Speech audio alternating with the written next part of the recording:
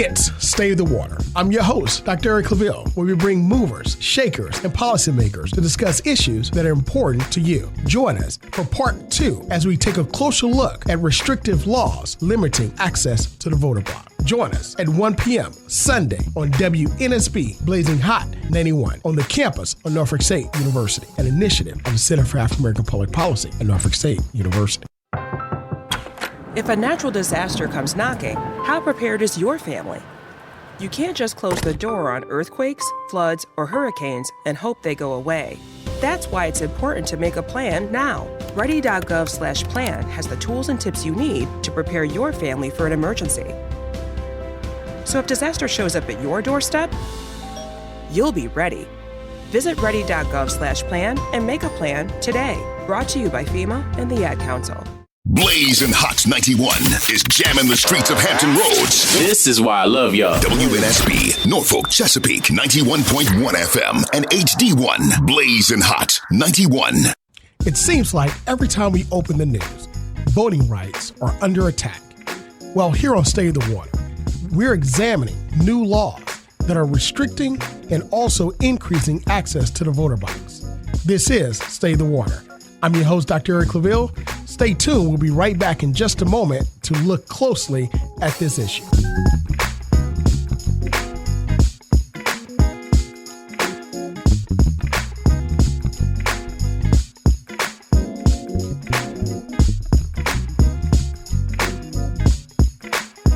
Thank you for joining us. This is Stay the Water. I'm your host, Dr. Eric Claville. We'd like to thank all of you who are joining us on this beautiful Sunday afternoon, July 25th of 2021. And it's a very special Sunday for me because today is my birthday. So I'd like to thank all of you who wish me a wonderful and a happy and a blessed birthday on today.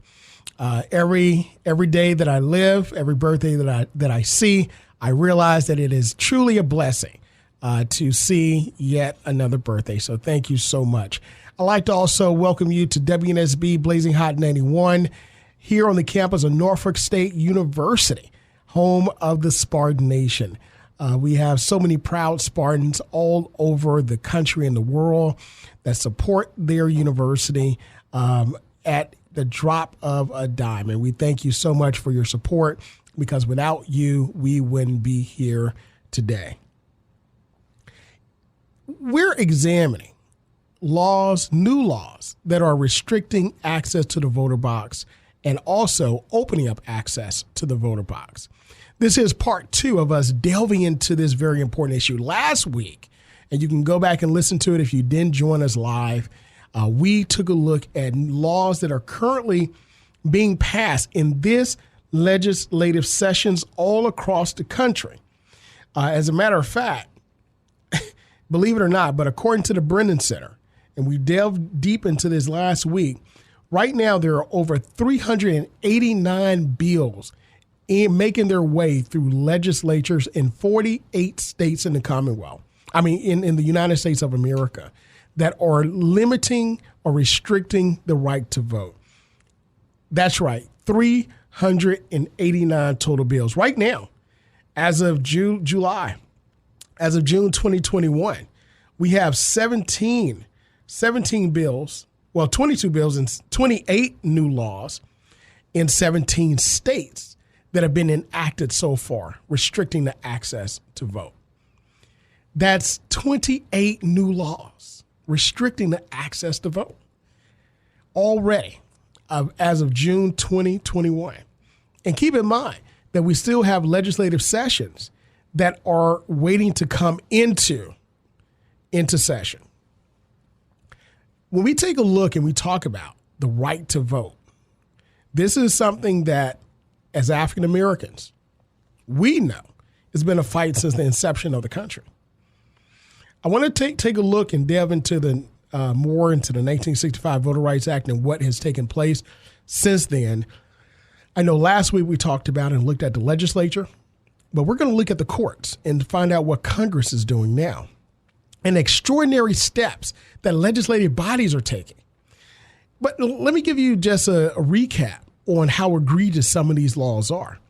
Right now, in the state of Florida and Georgia, Florida Senate Bill 90 and Georgia Senate Bill 202, it bans snacks and water to voters waiting in line. Come on. You cannot give, if a person is about to fall out, you can't give them a bottle of water or you can't give them anything to drink while they're waiting in line. I mean, everything from voter purging on the voter rolls, restricting the time period or limiting the time that you can go out and vote, all of this. These are the laws that are being passed. Now, of course, in the Commonwealth, in other states, we have laws that are created to increase access to the voter box, which basically here in the Commonwealth of Virginia, which I think is for us, I mean, we are the poster child for how voting rights should be expanded. We passed the first state Voting Rights Act here in the Commonwealth, and it basically expands protections for voters. Mail-in voting, open up longer hours, being able to have access to ballot drop-off boxes, being able to request a mail-in ballot, being able to register at a time period that is conducive for you, being able to go vote absentee without any excuse. I don't know about you, but I love going to go vote, on a Saturday before the election. And it gives our family, an opportunity to engage in the political process. If we want to, we can campaign, we can relax on that day, we can help to take other persons to the polls because our voting has taken place. It's done. And also in the Commonwealth, we made voting election day a holiday to give people time off in order to go vote because a lot of people can't get out and vote at the same time. It makes sense. This is common sense legislation that we pass in the Commonwealth. But in states like Georgia, states like Florida, and others, they've not only restricted access to the voter box, but they made it so egregious and so ridiculous that these laws that the legislature are passing, they're standing up in those states. And a lot of these states, when you take a look at the political lines, and again, whatever side that you agree with, that's your right. But a lot of these states are conservative or Republican led in letter in those legislatures. So is there fear? Or in opening up access to more of the majority to go vote? Is it fear that there are individuals who do not side with one side or voting more so on the other side? Is there fear that the country is waking up to understand how powerful their vote is? Like John Lewis stated, the vote is the most powerful nonviolent weapon we have in our democracy. And it's right. Marvin, it is right. Because without shooting a shot, without marching in the street, without causing danger or injury upon anyone, you can go press a button, bubble in a bubble on your ballot, deposit it, it's counted, and you can change the course of time. We saw it when we elected and reelected the first black president. We saw it when we elected the first woman and black vice president. We saw it. It can be done. So are we overreacting? Some people say, well, maybe this is just something that's passing, right? Or are we just making something up? Well, let's take a look at it. Last week we took a look at the legislative bodies and the laws that they're passing. You can go to the Brennan Center, BrennanCenter.org, take a look at voting laws to date. And it gives a nice breakdown of those laws to date that have been passed and also bills that are currently in process. Remember, a bill is not a law, but is in the process of being voted on to be passed as a law. But currently we have 28 new laws right now that are currently in tow in legislatures.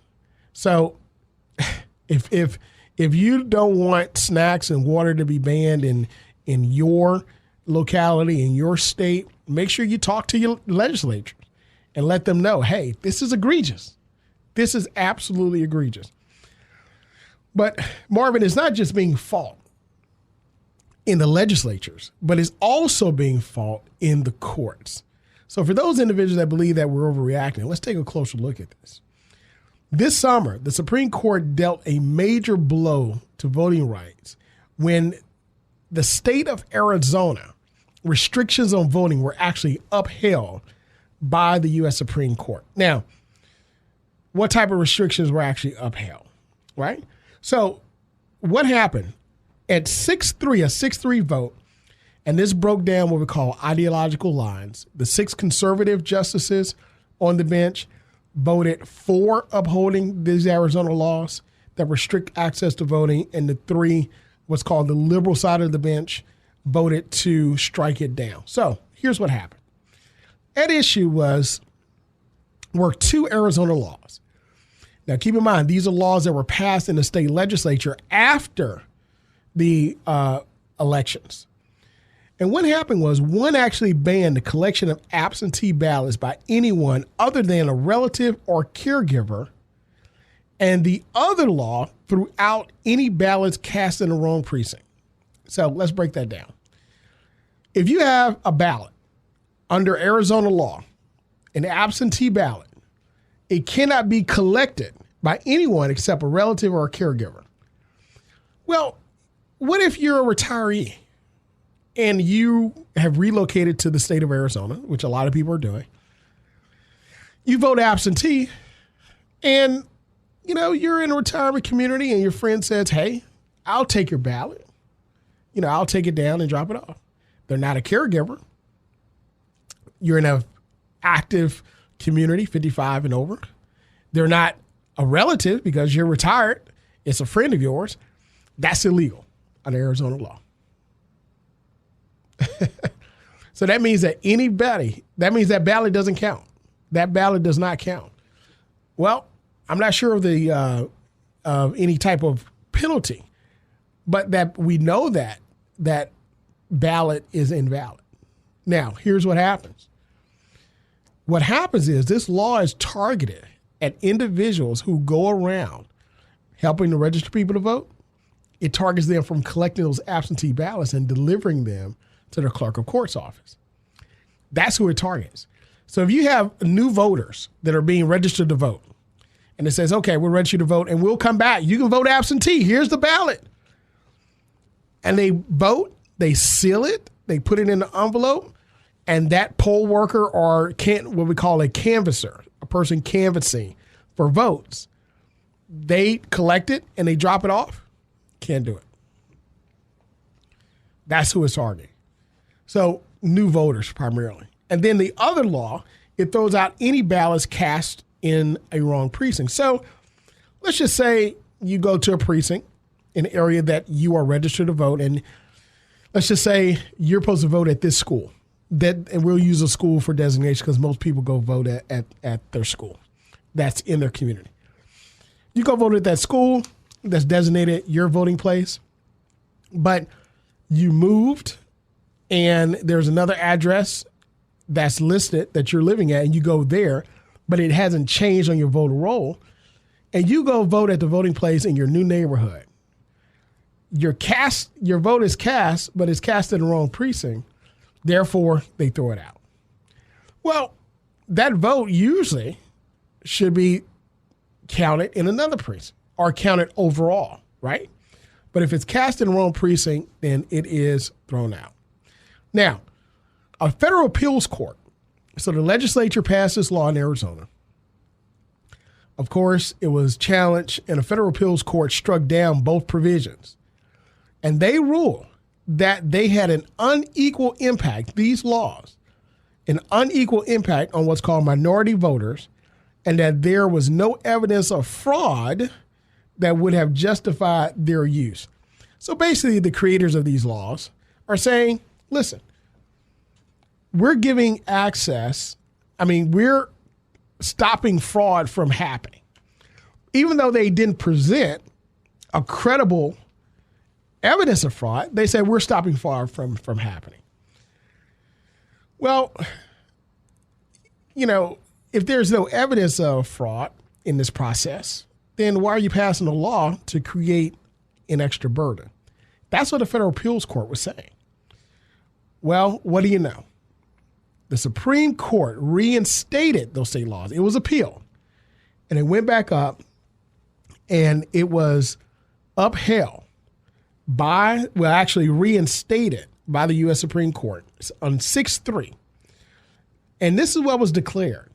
They declared that an unequal impact on minorities in this context, and I'm reading from an NPR story, nationalpublicradio.org. You can go to this article and take a look at it. But they declared that it was the unequal impact on minorities in this context was relatively minor, that other states have similar laws, and that states don't have to wait for fraud to occur before enacting laws to prevent it. So they're saying, listen, maybe it is an impact, but it's minor. It's a minor impact. Should we only uphold statutes or laws that have a minor impact on someone? Even so, it was admitted by the Supreme Court, Marvin, that these laws had an impact upon disenfranchising minority voters. But they said it's okay. It's only minor. So the state themselves can take it upon themselves to create a law to prevent fraud, even though there's no evidence of fraud. I know, it's kind of confusing. But Justice Alito also wrote, just because voting may be inconvenient for some doesn't mean that access to voting is unequal. Again, these are the words of the U.S. Supreme Court. They said just because voting may be inconvenient for some, it doesn't mean that access to voting is unequal. So the justification for this, Justice Alito, who wrote the opinion of the U.S. Supreme Court of the six justices that voted in favor of reinstating these Arizona laws that disenfranchise minority voters, he said that he evaluated what the Voting Rights Act requires. He said courts should look at what the voting rules were in 1982 when the relevant provision of the law was enacted. He said back then he observed almost all voting was in person and on election day.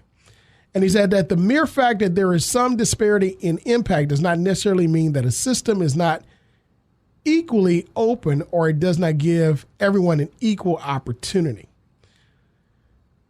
So what he's doing is taking a look at a 1982 provision and how voting was taking place at that particular time.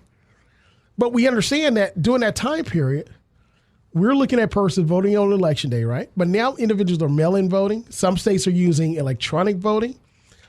So these provisions are basically disenfranchising individuals that are trying to vote in this new process here in 2021 and soon to be 2022. In other words, it's taking a step to disenfranchise those in the new way of voting or evolved way of voting. Now, you can look at that just like any law, any provision, any analysis in the legal setting. You can look at any provision and you can give an analysis and come to a different conclusion. That's what the law is. That's what justices do. So in reading his opinion and analysis, I understand what he's saying, but I believe that the application of what he's saying in that law is improper for this time period. As a matter of fact, according to this article on NPR.org, Richard Hansen, who's a leading voting rights law professor at University of California, Irvine, said that Justice Alito was trying to turn back the clock on voting rights many decades. He said, I think it's fair to say that all of the major paths to challenging voting rules in federal courts have been severely cut back. In other words, according to Richard Paldis of NYU Law School, election law expert, he said Justice Alito wrote that laws are, in his majority opinion, that laws likely do not violate the law when they are like laws that existed 40 years ago or like laws that exist today in many states. But Richard stated that access to the ballot has expanded in recent decades, just as I was stating. So back then, very early voting, according to Richard, began in the mid-2000s, and the move to no excuse absentee balloting began kind of earlier than that. But that's a very significant development, according to Richard, that's really made the process much more accessible to more people. So again, in my analysis and understanding, is that he's applying a law 40 years ago that's not applicable to the processes of today. Again, this is the thinking. This is the thinking of the courts. And that in a particular side in limiting and justifying the limiting and disenfranchising of voters. Now, Justice Elena Kagan, who also sits on the Supreme Court, she wrote in her dissent, she said she accused the majority of the court of yet again rewriting the Voting Rights Act, a law that she noted was designed to bring about the end of discrimination in voting. Moreover, Justice Kagan stated that never before has a statute done more to advance the nation's highest ideals. We're talking about the Voting Rights Act. She said few laws are more vital in the current moment, yet the last decade this court has treated no statute worse. Finally, she said that the Voting Rights Act confronted one of this country's most enduring wrongs. It pledged that every American of every race an equal chance to participate in our democracy. And Justice Kagan stated that that law, of all laws, should not be diminished by this court. She is exactly right. I believe that first of all, the Civil Rights Act of 1964, I believe was one of the most powerful, well, definitely one of the most powerful act. Now, we understand that the 13th, 14th, 15th Amendment, and of course the 19th Amendment, which gave women the right to vote, in my opinion, were some of the most important amendments to the Constitution, if not the most important amendments, because it ended one of the greatest atrocities of mankind, and that's slavery, and created citizenship for all individuals, no matter what. The Voting Rights Act, and it also gave enforcement of the law, because keep in mind that the 13th, 14th, 15th Amendment it abolished slavery, made former slaves citizens, and gave black men the right to vote. However, there was no enforcement of the law behind the civil rights legislation of Reconstruction of the 1860s and 70s. So it gave no teeth. So you can still discriminate. We're not going to enforce it. But the Civil Rights Act of 1964 gave meat and teeth of the law. It gave penalty. So that's why I believe that the Civil Rights Act of 1964 is the most important act this country has ever created, hands down, because it protects all persons, no matter who they are. The Voting Rights Act of 1965, I believe, is the second most important because it guaranteed the right to vote, the right of African Americans first, and all other minority citizens and all citizens of the country, as we see it today, a right to participate equally in the process here in our country. What ended up happening is that now we see an onslaught of attacks on the Voting Rights Act, an onslaught of attacks. And it's when you say that your vote doesn't count, just listen and take a look at listen to these shows and take a look at the legislation that's currently being passed. 28 new laws in 17 states enacted already. 389 in tow already. But this is just up to now, 2021. This is from January 1st to now, June 2021. Now it's July. It's getting ready to be July. So we'll go back and take a look at what laws have come into effect. But right now, in the first 6 months, this is where we are. More coming. So if you say that, voting, it doesn't matter, look at what our state legislators are spending their time fighting, right? Whatever you fight the most, that's what you fear and value the most.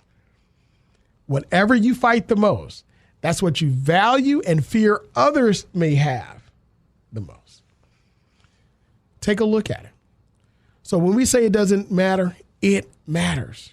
Now, of course, what happens after you vote and get individuals in office, that's another story. We're talking about pushing public policy, and we're going to delve into that in what can we do in the second half hour. So we're looking at the issue now, but we're going to delve more into it in the second half hour. But there's an onslaught of voting rights. There's a fear that's there. And why is that fear there? The fear is there because now you have a group of American majority that's fighting, that understand, you know what? We can make change in the ballot box. We don't have to cause violence. We don't have to cause a coup. We don't have to act like other countries. All we have to do is vote, and that's our right to vote. And again, that's one of the great things about our country as a whole, everyone who's a citizen. We have the right to vote in our democracy. That is a phenomenal right. Look what's happening in other countries. You know, when someone disagrees, they get a military coup. You know, they assassinate their leaders. We don't do that. I mean, it has happened here. Don't get me wrong. We've had leaders killed and assassinated, but for the most part, our country continues to move on and we continue to coalesce around those sacred freedoms. But that's the power of the vote. That's the power of the vote. That's the power of the vote and why we should protect it on all sides. Now, in our winner-take-all system, which is not parliamentarian, but in this winner-take-all system that we have in our democracy, you're not going to win all the time, right? So if you're not going to win all the time, that's fine, but we work together in order to create laws and public policy to help the whole country. I know that we're polarized now, but understand that we got to protect what we have. And we only protect what we have in this country by working together and respecting the winner and the outcome. And when we get into office, no matter who you are, whoever the winner is, Republican, Democrat, Independent, it doesn't matter. The policies that you create, you have the responsibility to be as equitable and as equal as possible when creating those policies, because we all rise together or we all fall together. And that's the important thing that we have to remember. So here in this first half hour, we've taken a look. We did a recap and took a look at how many how many laws are currently passed in the state legislatures across the country. We also looked at how many bills are in tow for consideration to be voted on and signed into law. And we also took a look at the U.S. Supreme Court and the challenges to these voting laws that we see and how the court is upholding. We see that the conservative arm of the court, they're chipping away at voting rights, at civil rights. And we see that the liberal arm of the court are saying that they're ringing the alarm. We have to continue to fight for these because it was created to be just that important. But how did we get here? How is it that we went from the Voting Rights Act just simply being certain provisions being renewed, more specifically pre-clearance, to now it is a fight, seems like every legislative session? We're going to take a look in the second half hour of what was the catalyst to all of these challenges to voting rights. What was the catalyst or the events that pushed individual legislators to start enacting these restricted policies? What was the U.S. Supreme Court case that challenged these provisions and to start and open up the floodgates for these other restrictive laws? But we're also going to take a look in the second half hour, not just at what started it, but how it can end. In other words, what are the solutions? What's currently going now? What's currently en route to say that this is the solution on the solution table? We want to see if we can get it passed. So we want you to stay right there. After these commercial break, we're going to delve into how did we get here and the solutions moving forward. You're listening to Stay in the Water. I'm your host, Dr. Claville.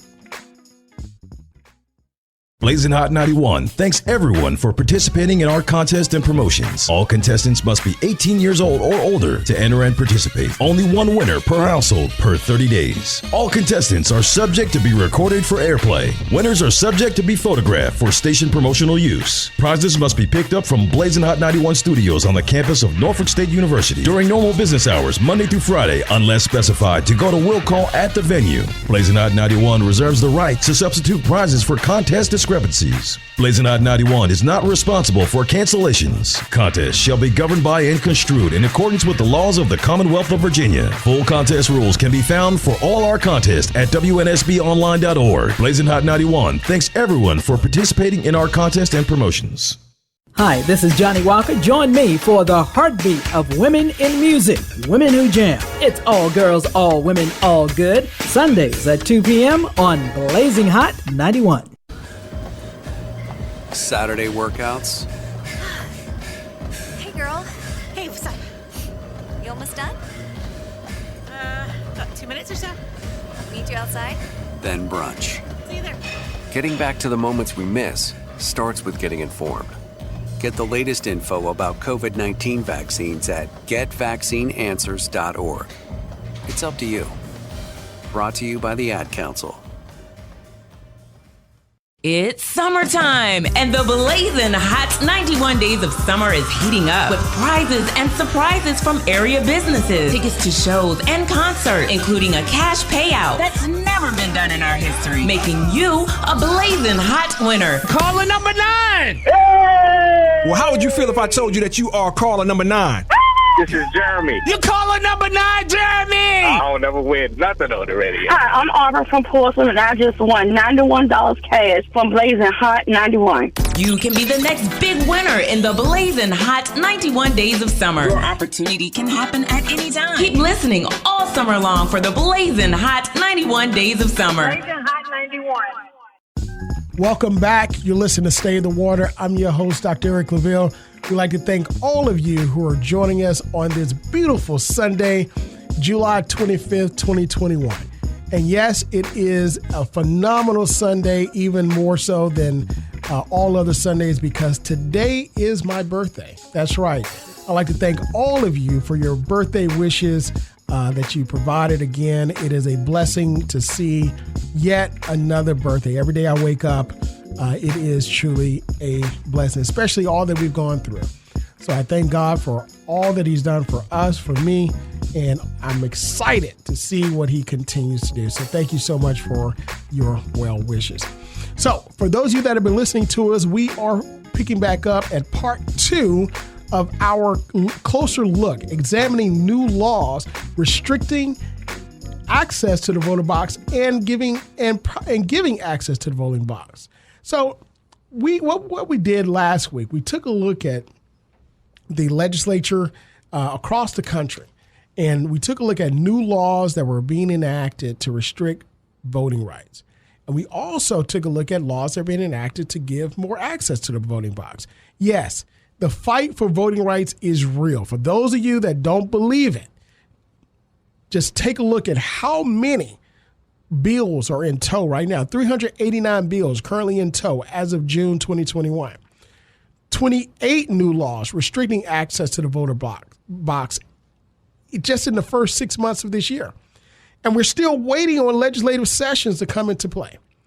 Now, we also took a look at the challenge in the courts. The U.S. Supreme Court challenge of Arizona laws that were struck down by a federal appeals court were reinstated by the U.S. Supreme Court on a 6-3 vote, with the 6 coming from the conservative side, the 3 dissent from the liberal side, where they upheld two provisions restricting access to the voter box, making it illegal for anyone other than a caregiver or relative to deliver an absentee ballot, and also throwing out votes or making it illegal for votes cast in the wrong precinct to count. The federal appeals court said that this had an unequal impact on minority voters, and therefore it was a bad law. The Supreme Court, under Justice Alito, stated that just because it's inconvenient for some voters doesn't mean it's unequal. And yes, it is a moderate. He did admit it was a moderate impact, but actually he said minor. It was a minor impact according to the Supreme Court decision. But he said that's okay. This is the fight of where we are. Now, in the second half hour, we ask ourselves, how did we get here? How did now the floodgate open for all these restrictive policies and all these challenges in the Supreme Court? How did we get here? We could go right back to Shelby County versus Holder. Shelby County versus Holder was a Shelby County, Alabama. They challenged the U.S. Department of Justice. At that time, it was Attorney General Eric Holder under the Barack Obama administration that challenged the pre-clearance portion of the Voting Rights Act in 1965. Why is this important? There are certain provisions of the Voting Rights Act which are permanent. So the Voting Rights Act, Section 2 more specifically, these are permanent aspects of the law. But there's a provision under Section 5 and 4B of Section 5 which needs renewing. So the last time it was renewed given 25 years, being renewed. Now, the provision is what we call pre-clearance under what we call federal protected jurisdictions. These jurisdictions are states that historically discriminated against African Americans and other minorities from voting. What do we mean? There were southern states and other states, such as Texas, that had what we call Jim Crow era laws that intimidated and kept African American voters and other minorities from voting fully or participating fully in the political process. These were grandfather clauses, literacy tests. These were guess how many jelly beans in a jelly jar, how many bubbles in a bar of soap. I know it seems ridiculous now, but these were and it sounds egregious. It is egregious. It was egregious then, it's egregious now. But these were the laws that were on the books, trying to stop African Americans and minorities from having the power of the vote. Keep in mind, the power of the vote is the most powerful weapon in our democracy against any and all actions. It's the ability to put people in office that you believe that represent you, your ideas, and your community. It's the ability to pass public policy and regulations that you want to be governed by, that you think that would be best for our community. It is the power to give your voice and your say in our process, in our democracy. Shelby County versus Holder, the Supreme Court ruled that pre-clearance, we didn't need it. In other words, if those states and jurisdictions wanted to, let's just say, pass a voting rights law that restricted voting, or maybe they wanted to change the lines as relates to the U.S. Census in changing lines for voting purposes every 10 years, what we call redistricting, then they had to send it to the U.S. Department of Justice division to get approval. So in other words, they had to pre-clear it because these states historically had a problem with creating laws and actions of intimidating African Americans and other minorities from voting and participating fully. So the Supreme Court in Shelby County versus Holder said, you know what? That's old news. Voter participation of African Americans and other minorities is at a historical high. We don't need this. I mean, look, we elected the first black president and reelected the first black president. So we don't need this provision.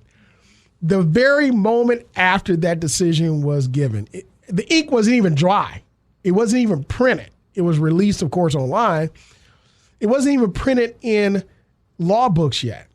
States started enacting policies, stricter voter ID laws, restricting time period to vote, restricting the amount of locations to vote. As a matter of fact, in Greensboro, North Carolina, where there were 16 places to go vote, it was down to 1.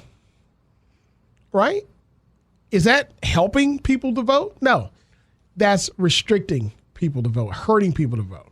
As a matter of fact, Texas also passed certain provisions. Here in the Commonwealth, at that time period, certain provisions were tried to be passed.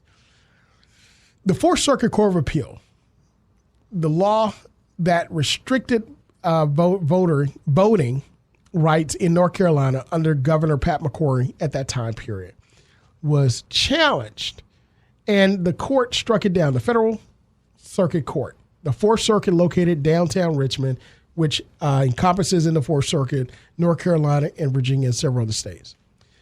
The decision read in part, it said that the provisions in this law were created and hurt African Americans by, and this was the court, this was their saying, it said, by almost surgical precision, disenfranchised, discriminated against African American voters. Surgical precision. You get no more precise than being surgical. As a matter of fact, when we're in sports, when someone's on their game, they say, oh, he was surgical with his shot. Oh, the quarterback was surgical with throwing the ball, surgical running his routes.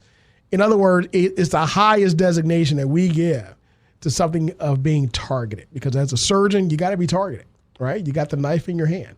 God bless all our surgeons and doctors out there, all the doctors in my family as well. God bless you. So by surgical precision. And then Governor Pat McCrory, after the Fourth Circuit ruled it unconstitutional, struck it down. They took it to the Supreme Court. They appealed it. But guess what? Justice Roberts said, no, we're not going to hear that. Now, that should have been a sign to say, listen, states, stop. Okay, if this law by North Carolina was not even heard by the U.S. Supreme Court, quit it. Let's stop passing these discriminatory laws. But we know that didn't happen because in 2021 we had 389 bills currently in tow, 28 new laws passed already in 17 states, and many, many more on the way. All because of Shelby County versus Holder. When you take away the safety line, when you take it away, then you allow all the danger to come back in. Pre-clearance was there because it was a safety net, because legislators knew at that time period that those states did not welcome the Voting Rights Act. As a matter of fact, here in the Commonwealth of Virginia, we are now commemorating the 50th anniversary of the rewriting of the Virginia Constitution of 1971. This year, Norfolk State University and President Javon Adams Gaston and JMU President Algiers are the two university presidents that are leading the university efforts for this commemoration. With this being the case, what has happened now is that because of all the discriminatory laws, Virginia had to rewrite their constitution. It was in the Constitution. So these states just didn't say, we're going to change it. Oh, this is great. They were forced to do it by law. And the law protected individuals, African Americans, and other minorities because of that. That protection is still needed today. We see it. Take a look at the legislatures. Go to the BrennanCenter.org and you can take a look at the Voting Rights to Now. Go to the U.S. Supreme Court case or the Arizona case. Go to Shelby County versus Holder. Take a look at it. Pre-clearance is needed today. So with this, we know that there is a fight for voting rights. If there's a fight for voting rights, the question now becomes, what do we do on the other side? Or what does the other side do? If there's one side that's fighting against voting rights, then the other side's got to be fighting for protection of voting rights. So what's happening so far? Let's take a look at take a look at 3 acts, 2 that are proposed and 1 that actually took place. And on the federal, 2 on the federal and 1 on the state side, and find out what can be done or what is happening right now. Let's take a look at the For the People Act. The For the People Act was introduced as the House Bill 1 here in the United States, and it was created to expand voting rights protection, change campaign finance laws, which helped to reduce the influence of money in politics. Again, we can take a look at the case that opened the floodgates up for allowing what we call dark money into politics. I think it's probably one of the worst, in my opinion, as you know, I do teach constitutional law and I've taught constitutional law and civil rights. I think it's one of the worst cases decided by the U.S. Supreme Court. One of them, I think the absolute worst was Dred Scott, of course. But this is definitely one of the worst because it allowed dark money to come into politics even more so. Also, For the People Act It banned partisan gerrymandering, and it was to create new ethics rules for federal office holders. Now, this act was originally introduced under John Sarbanes in 2019, but it ended up becoming known as the People's Act. And then what happened in March 8th, by party line vote, it was actually passed. And then after that, it was viewed as really a signature piece of legislation by the Democratic House Party and many others. Of course, it had to pass the House. Unfortunately, it was blocked by, at that time, the Republican-controlled Senate under Majority Leader Mitch McConnell. So in 2021, in the 117th Congress, okay, it was reintroduced. And it reintroduced again as House Bill 1 and Senate Bill 1. There were dual bills. And what happened is it passed again, and it passed by party line vote. This time, it was a little bit closer. And then after it passed, it advanced to the Senate, and it passed by a 50-50 split.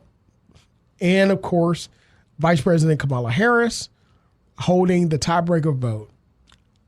Unfortunately, what ended up happening, the bill had unified support both in the Democratic caucus, but the Senate Republicans, they ended up blocking it in June 22nd, 2021. Have you heard a lot about this? With a filibuster. Blocked it with a filibuster.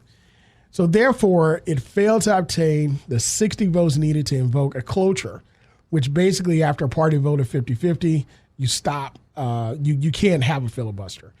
So we see now that some Democrats are in favor, most really all except two, in favor of eliminating the filibuster, which is a Jim Crow legacy law.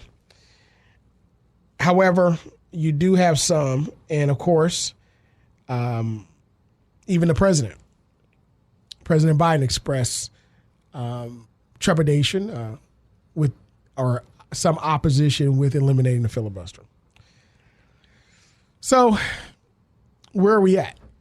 Now, this is one of my constructive criticisms of the Democratic Party and their politics and constructive criticism. And again, we give balanced analysis on this show. We talk about the facts.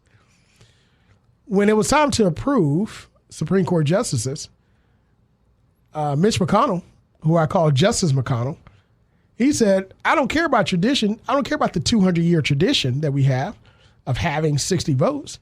We're going to go with the nuclear option. All we need is 51. And that's what he did. And that's how the court itself, not just the U.S. Supreme Court, but the federal circuit courts and the district courts were remade under Trump. The biggest victory of the Republicans in Congress was the creation of the reshaping of the federal court. That was the main victory. And we're going to delve in a little closer into that in future hot topics here during the summer, 91 days of summer here on WNSB. So that was really the victory. Now, on the Democratic side, right now, victory is right there in front of them. They have to go against tradition, but there are a few that are refusing to do so. 1, 2, maybe 3 are stopping it. So that's where we are. Now, the People's Act itself would require states to offer same-day voter registration for federal elections. Some other provisions is that it will permit voters to make changes to their registration at the polls. So let's just say if you're voting in the wrong precinct, you can make changes right there. So that Arizona law would be null and void. Also, it would require states to hold early voting for at least 2 weeks and would establish automatic voter registration for individuals eligible to vote in elections for federal office in that particular state. Automatic voter registration. Now, that's some of the provisions under what's called the For the People Act. And we're not going to get into all of them, but that's some of them. I believe it makes sense. That makes sense. I believe when you turn a certain age, just like you get your driver's license or driver's permit, you should be able to register at the DMV when you get your driver's license. You register to vote automatically. It makes sense. It makes sense. You don't have to go through a separate process, just like selective service. You know, as a veteran myself, we had to register for selective service. It makes sense. It makes sense. But if you register everybody to vote, then that means everybody can vote, right? I want you to go back, listeners, and take a listen to a recorded session with Rick Santorum and other Florida Republicans. Recently, caught on a hot mic talking about what they didn't want elections to do. And the Republicans in Florida are saying that, hey, we don't want the majority will to be done. We don't want the will of the people to be done. They don't want these Democratic progressives that they're labeling to vote their agenda. They don't want to do it. So they're saying, we don't want the people to be represented. In the words of Rick Santorum, he said the Constitution was created to protect the minority. That was his words, the minority. Now, when the Constitution was created and written, we all know who was a minority at that time. It was white males that had land, money, and opportunity. Everybody else was exiled. Women couldn't vote. White women, any women. Native Americans, they didn't have a voice at all after being decimated through genocide. And then, of course, African Americans, not African Americans at the time designated, but also were designated as slaves and 3/5 of a person for representative purposes can vote. So there is still that belief that this country should be controlled and ran by a select few. A select few. And in that recording, they also stated, hey, we need to give Joe Manchin and the other representative, the other senator, they said we need to thank them for doing what we should be doing. In other words, they don't have to be the bad guys. Joe Manchin, Senator Joe Manchin out of West Virginia, is against eliminating the filibuster. He's also against the full infrastructure bill, a rescue package. He's against a lot of ideas and a lot of campaign promises that would help the majority of the people. This is troubling for a lot of people that voted for these individuals, for this side. But it's good news for the other side. It's great news for them. But if you take a look at those policies really help a lot of people. Not just one demographic, not just one political persuasion, not just one region, not just one state, not just one gender, but it helps all people. But when you create policies, when you get in office not to help all people, they don't want to vote you in. So that's where we're at. That is the reasoning behind it. These laws, we still need protection.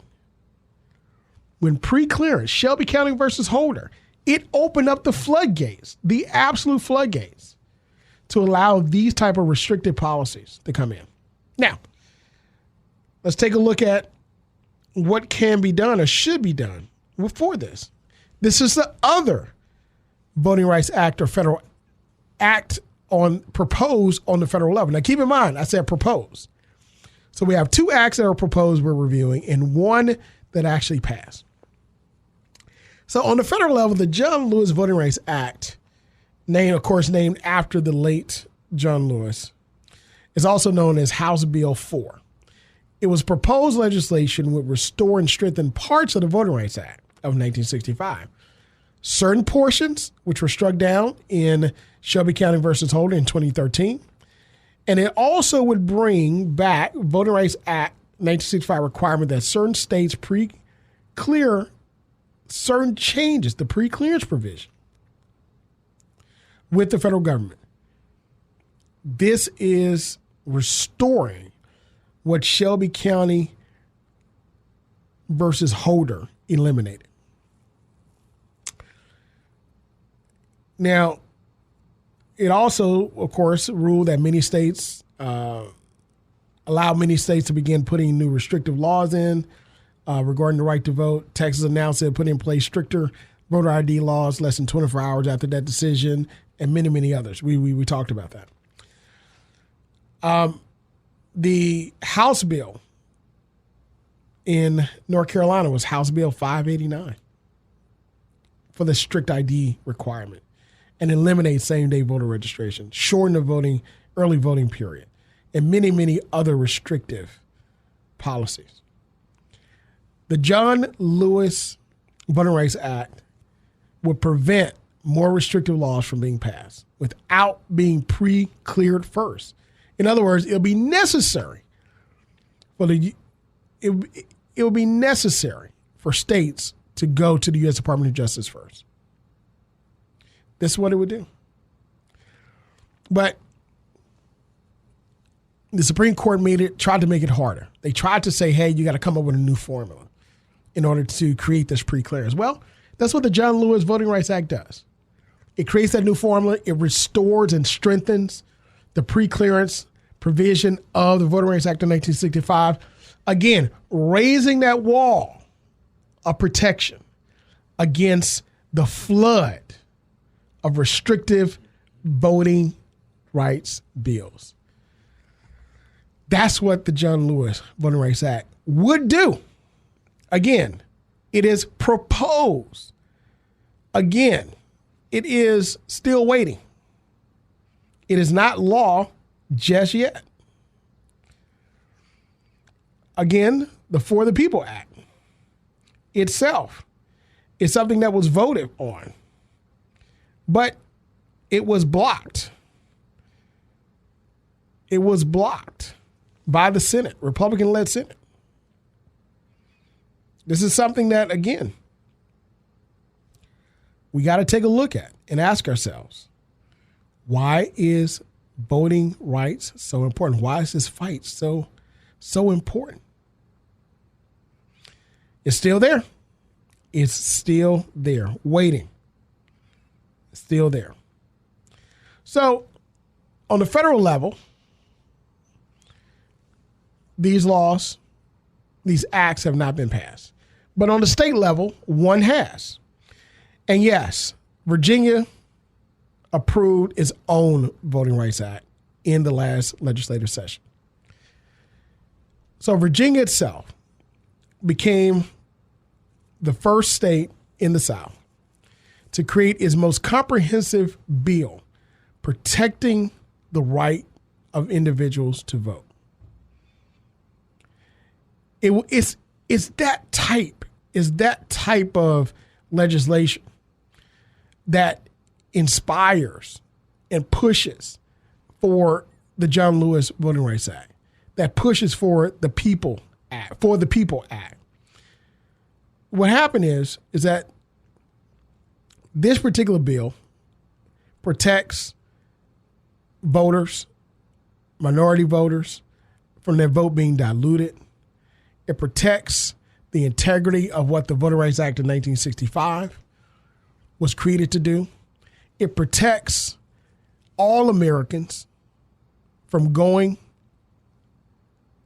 and being intimidated and stopped from participating fully in the political process.